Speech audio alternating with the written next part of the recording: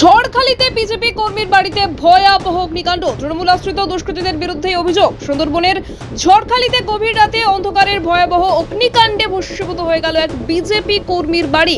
ঘটনাকে কেন্দ্র করে এলাকায় ব্যাপক চাঞ্চল্যের সৃষ্টি হয়েছে। আক্রান্ত পরিবারের অভিযোগ, তৃণমূল আশ্রিত দুষ্কৃতীরাই পরিকল্পিতভাবে এই আগুন লাগিয়েছে।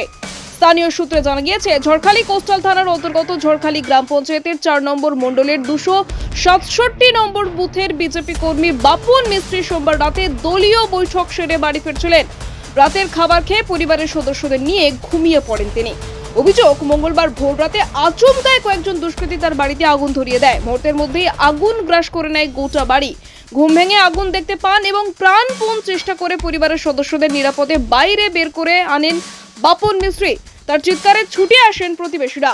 বালতিতে জল এনে আগুন নিয়ন্ত্রণে আনার চেষ্টা করলেও ততক্ষণে সর্বস্ব পুড়ে ছাই হয়ে যায়। আক্রান্ত বিজেপি কর্মী বাপুন মিস্ত্রি বলেন, ভোররাতে আমরা ঘুমিয়েছিলাম, সেই সুযোগে দুষ্কৃতীরা আমার বাড়িতে আগুন লাগিয়ে দেয়। ঘরের সমস্ত জিনিসপত্র পুড়ে গেছে। আমি পুলিশের কাছে অভিযোগ জানিয়েছি। ঘটনার তীব্র নিন্দা করে বিজেপি 4 নম্বর মণ্ডল তপশিলি মোর্চার সভাপতি সুরজ কুমার ঢালি বলেন, বিজেপি কর্মী সমর্থকদের উপর হামলা এখনো থামেনি।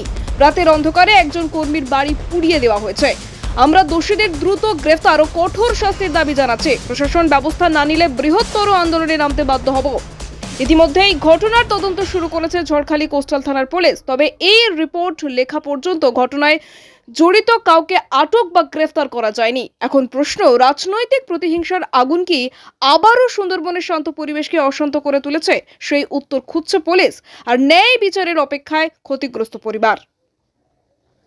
দক্ষিণ 24 পরগনা থেকে গোপাল সিলের রিপোর্ট, ডিএন নিউজ বাংলা। এরকম আগুন লাগে আমাদের 3:05 নাগাদ। আমার স্বামী ঘরে শুয়েছিল। ওই দিক থেকে দুষ্কৃতীরা ঘরে পেট্রোল দিয়ে এমনভাবে আগুনটা ছড়িয়ে দিয়েছে, আমরা কিচ্ছু রোধ করতে পারিনি। আমাদের ঘর পুরো একদম জ্বলে পড়ে হয়ে গেছে। ডকুমেন্টস কিছু নেই। আমি সরকারের কাছে এই আবেদন করবো, আমার ডকুমেন্টসগুলো একটু করার সুযোগ সুবিধা করে দিতে বলবো। আর আমার ঘরে কিছুই নেই। আমার একটা ছোট্ট বাচ্চা আছে।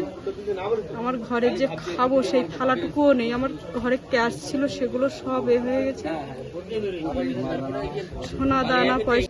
আমি বাসন্তী ব্লকের তপশিলি মোর্চার সভাপতি হিসাবে আমি এইটুকু বলতে চাই যে যদি প্রশাসনিক এই সুষ্ঠু পদক্ষেপ যদি না নেয়, আমার এই তপশিলি মোর্চার পক্ষ থেকে এবং মহিলা মোর্চার পক্ষ থেকে আমরা বৃহত্তর আন্দোলনে নামব। এটা আমরা প্রশাসনকে পরিষ্কারভাবে জানিয়ে দিতে চাই। যদি এর সুষ্ঠু বিচার যদি আমরা না পাই এবং তৃণমূলের হারমাত বাহিনীদের অবিলম্বে গ্রেপ্তার যদি না করে, তাহলে আমরা এর পরিপ্রেক্ষিতে আমরা তপশিলি মোর্চার পক্ষ থেকে এবং মহিলা মোর্চার পক্ষ থেকে আমরা বৃহত্তর আন্দোলনে নামব। এটা আমরা প্রশাসনকে পরিষ্কার ভাষায় বলতে চাই।